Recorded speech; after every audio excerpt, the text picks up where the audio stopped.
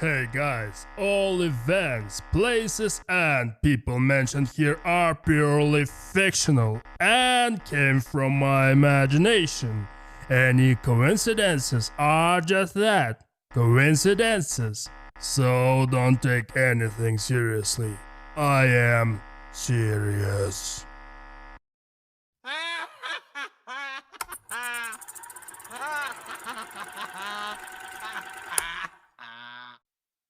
So, Mr. Beast, you know what? It's not easy to be him, honestly. Can you imagine being in his shoes? Being hated just for the sake of being hated? It's like controversies find him the same way bees find a flower. Yeah, he's made mistakes, lotteries, a best friend who turned out to be a PDF file sympathizer and possibly a PDF file himself. Some contestants dissatisfied with Beast games, others upset by earlier YouTube challenges. But let's be real, when the line between dissatisfaction and just not getting what you expected is blurry, and when he didn't know who his friend really was, some of that criticism is shaky at best. Still, there are things that are harder to defend. The truth is, he's got too big, and when you become that big, diversify your assets, hire people, sign brand deals, damage control becomes a nightmare. He's no longer just that chill guy with crazy ideas who gives away cash and cars. He is corporate now, don't believe me? The company he is presumably majority owner of is worth $5 billion. 5 freaking billion. So yeah, things like that Las Vegas event bound to happen. Especially when you're partnering with outside companies and not in full control of the experience. Honestly, if I were Mr. Beast, I'd have sold the whole company and been singing the Pina Colada song on my private island by now. I mean, why go through all that stress? Everyone loves to hate him. And hating Mr. Beast, it is profitable now for drama-hunting YouTubers and cloud chasers.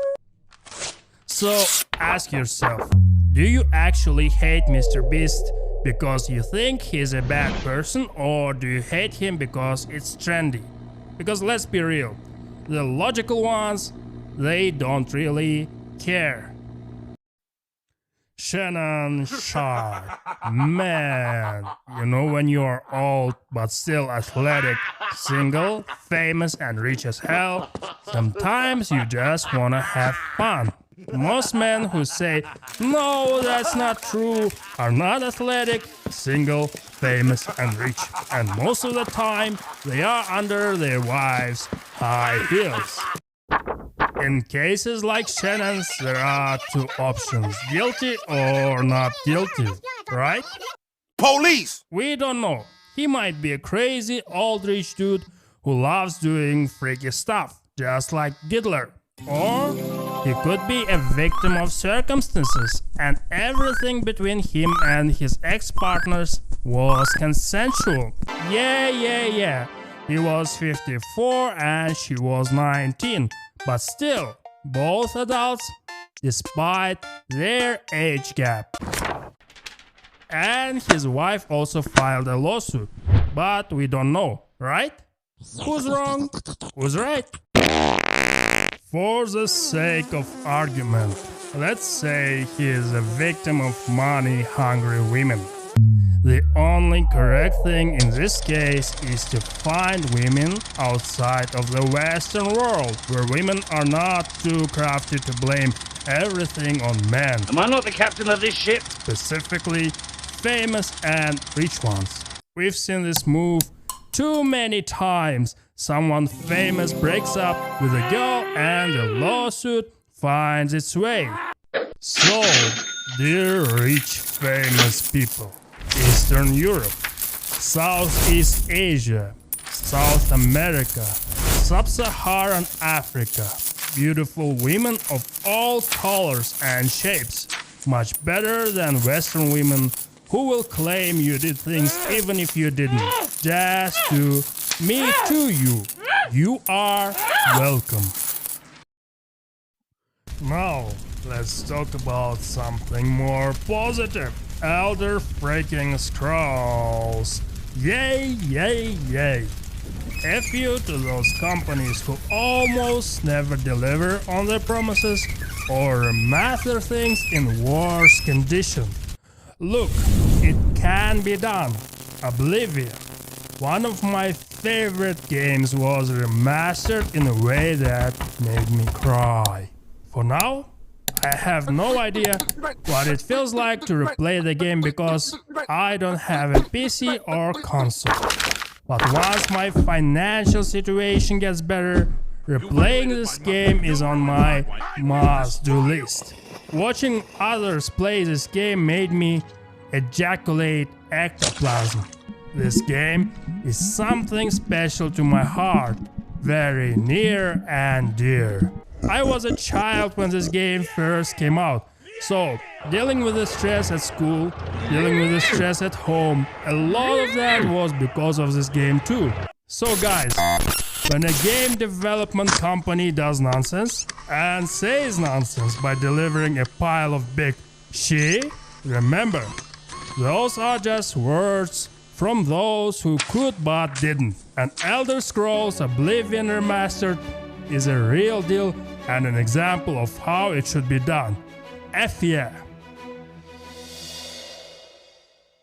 Speaking of old, I am old, guys, in my 30s without being specific. But I remember the time when Jon Jones came onto the scene. Young, athletic and predictable, he destroyed all the legends and competition with something I can't quite explain. But it was something else and truly special. I didn't speak English, but I could shout out, "Jones, Balls, Jones!" Now it saddens me to see the man who was the face of what a perfect fighter is, ducking Tom Aspinall, who is a new generation of fighters, by the way. But come on. Before all the crazy stuff Jones did and all the allegations of him being a cheater, we praised him. He beat who's who during both of his prime and his opponent's primes, and he is still great. I don't get why he's holding on to something. Either let it go or fight. You have a proven legacy, and if you are worried about Tom, just vacate the belt. Do something, Johnny. Quack, quack, quack. In the end, as usual, guys, leave a like, subscribe, and comment, or you will be sent to the real world of Oblivion where there is no chance to replay or reappear if you get, something I'm supposed to deliver. you know.